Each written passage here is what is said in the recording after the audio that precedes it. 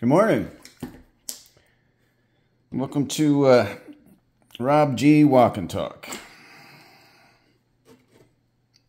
We're going to start off by doing a pocket dump EDC check. Let's start with the left-hand pocket. Today I got Zippo. I think it's from 2008. Yep. The Broken Pebble of Destiny. And my battered but trusty Olight. And in my right-hand front pocket, strangely, and I say strangely because I never intended for this to become my EDC, but it currently is without a doubt my EDC.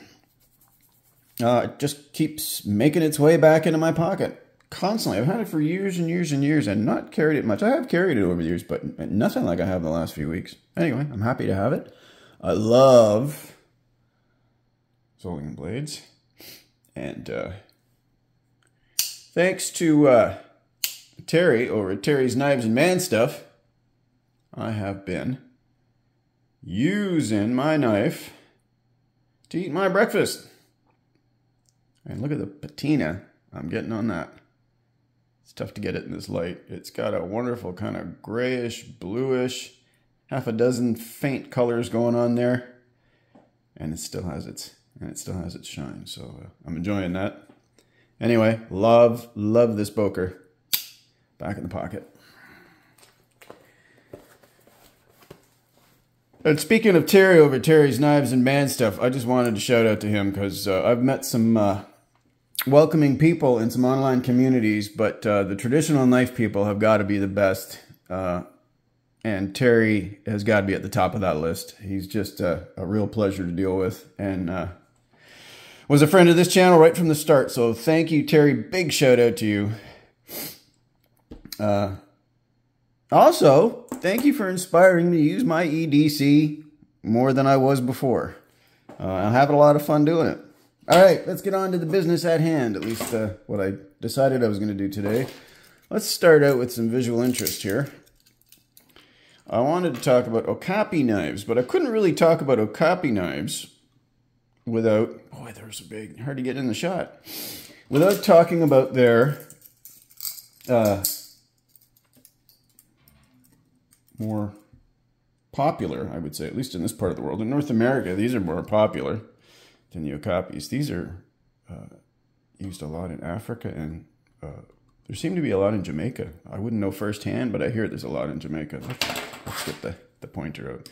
Oh yeah, any of you fellas like to EDC a pen? Generally, when I'm out and I need a pen, or I think I'll need a pen, I stick a Fisher Space pen in my pocket alongside my EDC knife. But around the house, this is my pen of choice. I love the Parker Jotter. I've loved these since I was a kid. So I always have a couple around. Black ink Parker Jotter. All right. Okapi, as you can see here, made in South Africa. I believe all of my Okapis, my genuine Okapis, and I'll clarify that in a minute, are carbon steel, but we'll take a closer look. This is not carbon steel. This is 4116 croup steel, I think. Made in China with an ABS plastic handle. Same basic construction. And I am a traditionalist, which means that if there is an original of something, I generally like it better. I would prefer the original knife rather than the modern reinterpretation. I prefer the original guitar rather than the modern reinterpretation of that classic guitar. I don't like remade movies, and I generally don't like songs that are covered by other artists. But there are exceptions to that rule. There are exceptions to all those rules, and this is one of those exceptions. I actually like the Kudu. I like this knife, but I like the Kudu better than the Okapi for a few reasons. Anyway, we'll set the Kudu aside for now. And we'll talk about the Okapi because it is, after all, the original. The design of this knife, it's a clasp knife, obviously. European in origin.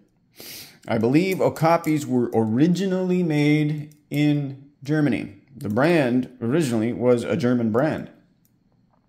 Moving to South Africa, I want to say the 1960s, but I genuinely don't know. They have been and are still being produced in South Africa, as far as I know. Consistency is a problem, as we'll see. So this is the largest, and there's sort of a family of knives here. So this will be the next in size, I think. And the largest is the one that locks, and the other sizes don't lock. And these two, I believe, are the same size. Yeah, they are. And here is the smallest. All carbon steel.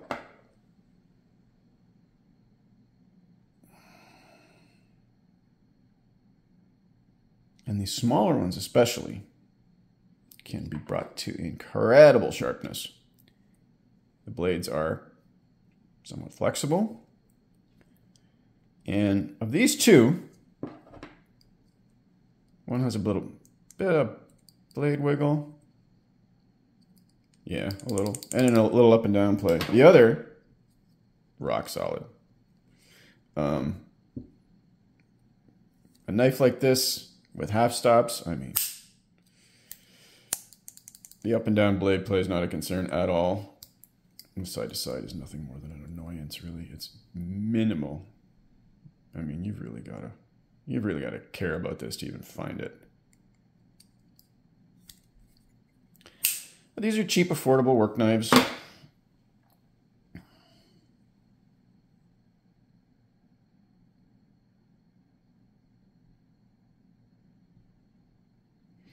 I've heard I'm interested in them because of where they're from and their intended uses. Their intended uses are just cheap utility knives that can be used for skinning. I mean, anything you would use a pocket knife for. Skinning, scraping, prying, just about anything. And they're pretty tough. The handles are some kind of resin-impregnated wood. And they're light. Very, very light. We'll take a look. Again, this one has a half stop as well. The back spring, of course, is visible on the back. Half stop, open.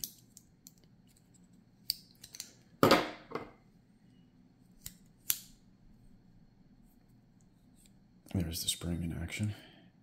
And the springs last a long time. They can take a lot of abuse, surprisingly. Now this one is the only one that locks. And it has a ratcheting action, which you can see there.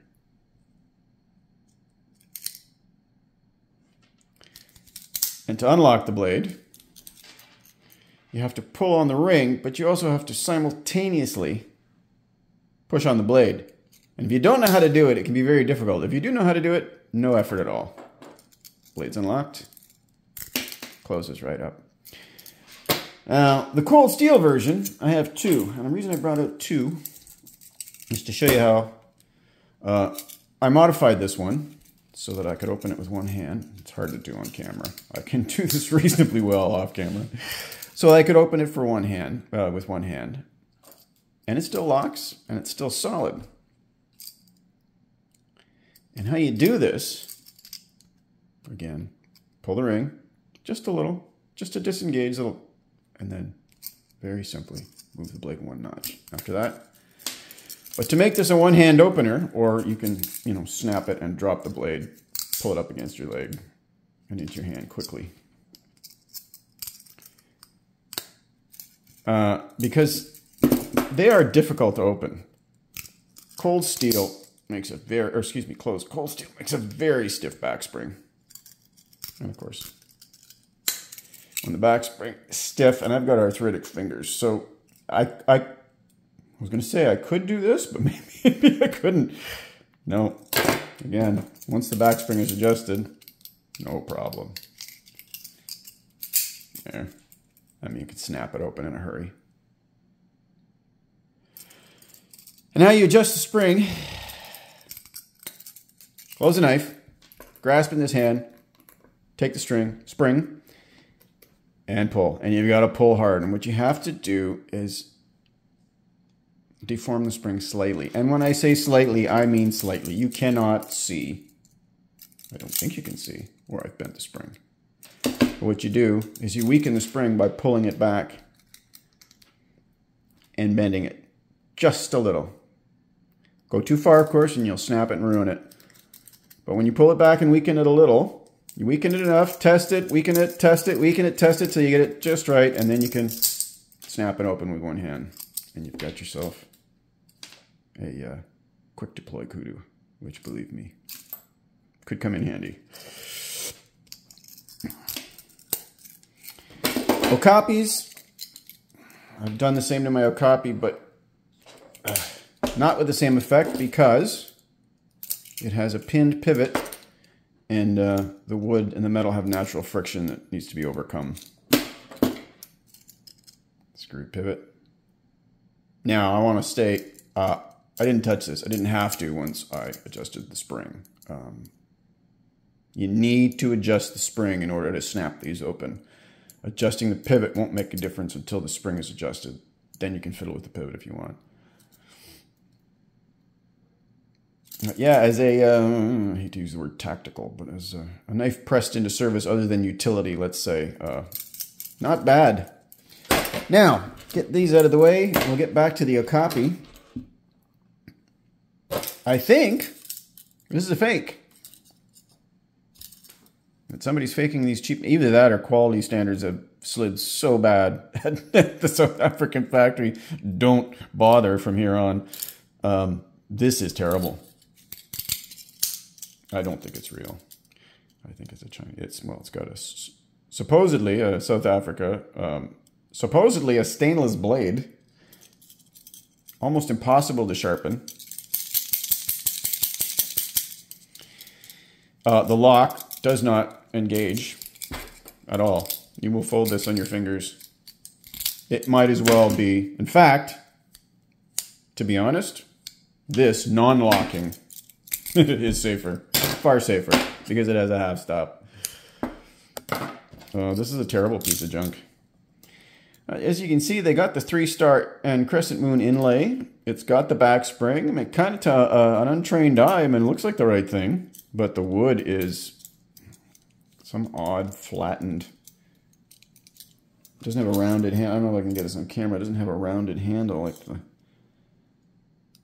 course, the colors of the metal are different as well. Anyway, this is just an awful piece of junk. It is literal garbage. I wouldn't give this to my worst enemy. It's just awful. I keep it as an example of how even inexpensive items are being faked. Apparently, one of the most faked watches in the world is the Casio F91W. If anybody knows anything about watches here, they're worth about $25. Anyway, that is a little quick rundown of my collection of Okapi and Cold Steel Kudu knives. And like I said earlier in the video, it's one of those rare occasions where I feel that the original is outdone by the copy. This being the copy and being the better of the two knives. Not to take anything away from these. I like them. I do. I just like this one better.